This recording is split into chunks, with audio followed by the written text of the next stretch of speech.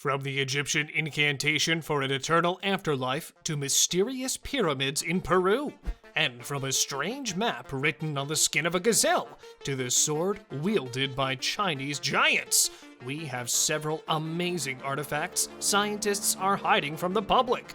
There are several reasons why little information has been released regarding the artifacts on our list today, and you will find out why in our video today. Number 7. Venus of Willendorf. Venus of Willendorf is the feminine icon of the Ice Age. She is short, plump, and approximately 30,000 years old. The 4-inch tall figure has prominent breasts, buttocks, belly button, and vaginal lips, but no feet or facial characteristics. Braids, or maybe a knit cap, wrap her head, and pigment flecks indicate that the tan limestone relic was previously red. The figure was discovered in 1908, approximately a week into excavations at Willendorf II, an Austrian site near the Danube River, about 50 kilometers from Vienna. Several further excavations took place there during the 1900s and 2000s, with ever-improving methods unearthing 2 less famous Venus statues and hundreds of stone implements. Across Europe, almost 200 identical figurines have been discovered at locations ranging from 23,000 to 40,000 years. Although modern researchers refer to these objects as Venuses after the Roman goddess of love and fertility, the sculptors lived at least 20 millennia before classical Rome. Researchers speculate that these Ice Age sculptures acted as fertility symbols, self-portraits, or erotic artifacts. Still, it's unknown why they were sculpted. Why do you think they were? Number 6. Olmec. The Olmec civilization, known as the mother culture of Mesoamerica, arose between 400 and 1400 BC from the marshy woods of Mexico's Gulf Coast. More than 2 millennia later, a farmer plowing the same area in AD 1862 struck a giant stone skull.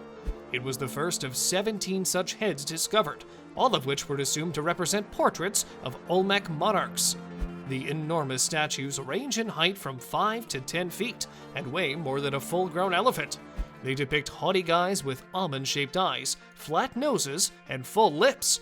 However, each head has a distinct countenance, attitude, and headgear, crediting the theory that the carved stones resemble certain leaders. The first unintentional finding happened at Tres Zapotes in the Tuxtlas Mountains foothills, which supplied the basalt stone required to create them. However, most of the heads were eventually discovered over 60 miles away in the ancient capitals of San Lorenzo and La Venta. It is unclear how the Olmec carried these giant rocks, which were finally cut and placed in prominent plazas. Furthermore, numerous heads appear to have been smashed and buried a long time ago, leading some researchers to believe that ancient people purposefully destroyed old sculptures when new rulers acquired control. What do you think the Olmec heads were for? Let us know in the comments. Number 5. The PIRI REIS map. In 1929, historians uncovered what can only be regarded as an incredible discovery. They discovered that a real map produced in 1513 by PIRI REIS, a well-documented admiral of the Turkish fleet, had been inscribed on the skin of a gazelle. He represents Europe and North Africa, the Brazilian coast, various islands, and even Antarctica, which was assumed to have been found more than 300 years later.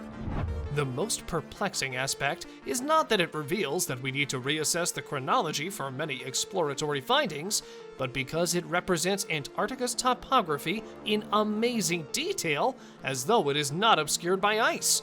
The last time this happened was around 6,000 years ago. So tell me, how could a Turkish commander half a millennium ago survey a continent that's been buried under ice for the previous 6,000 years? How do you think he was able to do this? Could some of our beliefs be wrong? Number 4. Tucumán. An unassuming region of plain lands between the Andes and the Pacific in northern Peru just happens to hold one of the world's greatest and most important collections of ancient pyramids. The Lambayeque Valley is home to 3 distinct pyramid settlements with 250 pyramids. Tucumán has long held unique religious significance for the inhabitants of the region. This veneration has been carried down to the present day by local shamans. The tribes who inhabited Tucumay, like many others in the Andes region, believed that each mountaintop was inhabited by a distinct spirit that protected the local people. Because pyramids were regarded to be models of mountains, they were assumed to have the same power. Purgatorio, which is the Spanish term for purgatory, is Tucumay's local name. It's unclear how the place received its name, but local mythology has it that Spanish colonists set large flames to scare the locals, stating that Tucumay was the doorway of purgatory. Other accounts tell of Catholic priests tossing indigenous people down the cliffs of Cerro Purgatorio as a kind of punishment for refusing to adopt Christianity. This hill is of great religious significance, and it was most likely the inspiration for the entire complex. There is evidence of ritual flames occurring at the summit of the pyramids, leading some to speculate that the Spanish combined this indigenous practice with their own ideas about the purifying fires of purgatory, giving the monument its popular name. What do you think of these pyramids of Peru? Let us know in the comments. Number 3. NORIMITSU ODACHI. Since the beginning of the 11th century, samurai have been a component of Japanese culture. They were powerful warriors who vowed allegiance to their clans. One of their most known characteristics was their primary weapon of choice, the sword. The talented swordsmiths of Japan created a vast range of blades. Because of its association with the samurai, the katana is, without a doubt, the most popular. The odachi, which translates to large or great sword, is a lesser-known traditional Japanese sword. The weapon must have a length of 35.79 inches to be recognized as an odachi, while some records show blades surpassing 6.56 feet in length. The odachi was also a popular weapon in the 14th century, notably during the Namboku era. During the Muromachi era, samurai would have their aides carry the enormous sword to assist them in drawing it during battle. Foot soldiers were more likely to carry their swords across their backs than katanas, normally held on the side. The Norimitsu Odachi may be seen at the Kibitsu Shrine in Okayama Prefecture. The huge sword has enthralled Japan and its international tourists with its size and majesty. The Norimitsu is so massive that legend has it that it was originally made and wielded by a giant warrior. Aside from its dimensions of 12.37 feet in length and 31.97 pounds in weight, the actual origins of the Norimitsu Odachi remain unknown. Everyone agrees that if the blade had a true owner who used it in battle, he or she would have been a colossus of outlandish proportions. However, if legend and tradition are ignored, it appears that the Norimitsu Odachi was nothing more than a ceremonial blade crafted by a skilled artisan. Who do you think wielded this amazing sword? Number 2. Pyramid of Unas. Located south of the Step Pyramid of Djoser in Saqqara, is one of Egypt's most important Old Kingdom structures, with walls covered in ancient spells. The Pyramid of Unas, on the other hand, appears to be a collapsing heap of sand, stone pieces, and rubbish rather than a regal pyramid. The Pyramid of Unas, built 80 years after the Step Pyramid of Djoser, is the smallest of the Old Kingdom pyramids. The complex was formerly known as Nefer Asut Unas, or Beautiful of the Places of Unas, the 5th dynasty's 9th and last emperor. Pharaoh Unas ruled for 15 to 30 years after Djedkare Isesi, who might have been his father. Little is known about Unas's actions during his reign, which occurred during an economic depression. He died without an heir, and his daughter married his successor, a commoner named Teti, who historians believe to be the 6th dynasty's founder.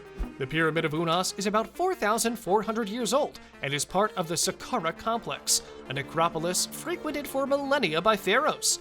It remained untouched until 1881, when it was discovered by Gaston Maspero, a French Egyptologist.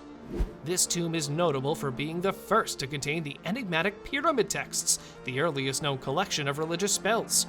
The scriptures provide instructions as well as the ability to bestow life after death. The writings carved onto the walls of the antechamber address Unas's rebirth, ascent into the sky, and mystical union with the sun deity Ra, as well as the interesting cannibal hymn, which curiously envisions the dead king eating the gods themselves. Negotiating the afterlife was difficult for an ancient Egyptian pharaoh. To negotiate the afterlife, it required over 700 incantations. 283 of these writings are engraved on the limestone walls of the pyramid's underground antechamber, horizon room, and burial chamber. What do you think of the eternal afterlife practice in ancient Egypt? Number 1. Akrotiri. Pompeii is not the only ancient city to have been buried and preserved behind a layer of ash and stone. Akrotiri on the Greek island of Thera, now known as Santorini, had a similar fate about 1500 BC, when an incredibly severe eruption of the Thera volcano obliterated all remains of the bustling city in several meters of volcanic material. At the time, the Bronze Age town was at its peak. Small-scale excavations began in Akrotiri in 1867, after residents unearthed ancient items in a quarry near the buried settlement. However, the city was not fully excavated until 1967, under the leadership of Greek archaeologist Spiridon Marinatos.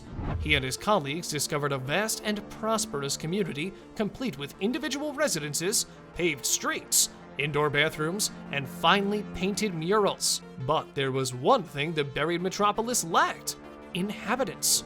According to the Canadian Museum of History, Marinatos and his colleagues discovered no human remains at Akrotiri, leading them to conclude that locals had some notice of the devastating eruption that eventually wiped out their city.